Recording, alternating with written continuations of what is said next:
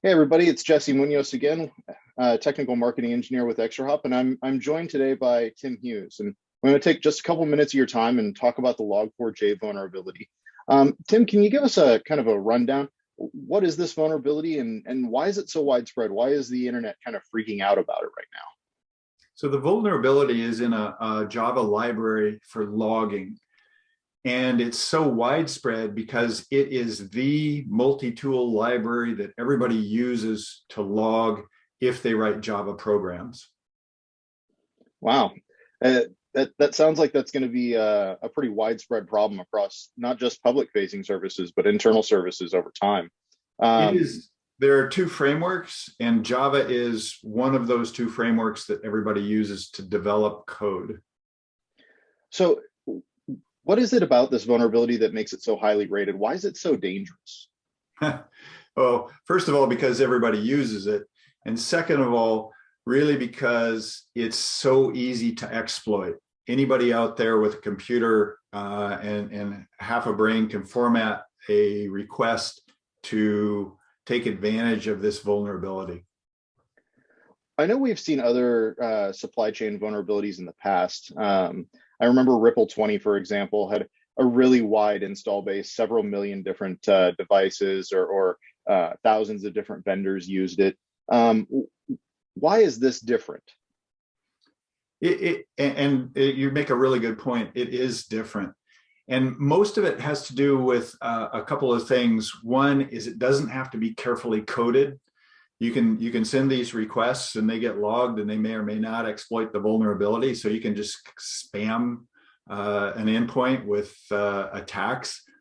And it's just generally accessible. There are so many programs out there that have public facing interfaces that it's easy to send the request to try and exploit this vulnerability.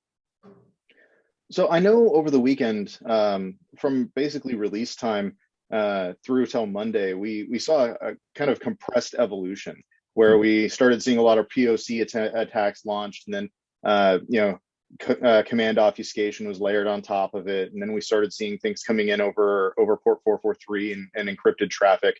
What would you say are the best ways to both detect this, and what tools would be most useful? Well, it's interesting, and you make a good point. It really has evolved quickly in terms of the way it was attacked and the way that the attackers are trying to obfuscate this from visibility. And what's become really apparent to us is that of the major components in a security posture, NDR, which is network detection and response, as well as SIM, log aggregation, have been the main ways of providing visibility. On the SIM side, because we're looking at logged activity through this logging library, that makes total sense. And because it's pushed across the network, the NDR component makes sense. Now, there's a third element there, which is EDR, which may, in the different stages of the attack, help post-compromise, but not really in the initial phases. So it's really SIM and NDR for kind of that bleeding edge detection, and EDR once it starts dropping something on the endpoint and really moving laterally.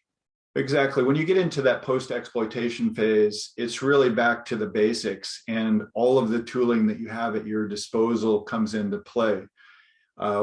Whether it's NDR, SIM, or EDR, you're looking for your typical types of behaviors, security behaviors at that point. Okay. So beyond just having the toolkits deployed, are there any kind of mitigation strategies that you would recommend to our customers?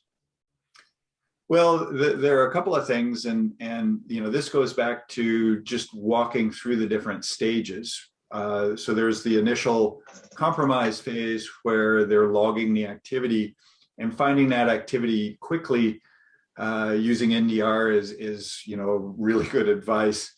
The second phase is really that callback that's being pushed through the Log4j library. And again, NDR and SIM, looking at that, probably more prevalent on the NDR side.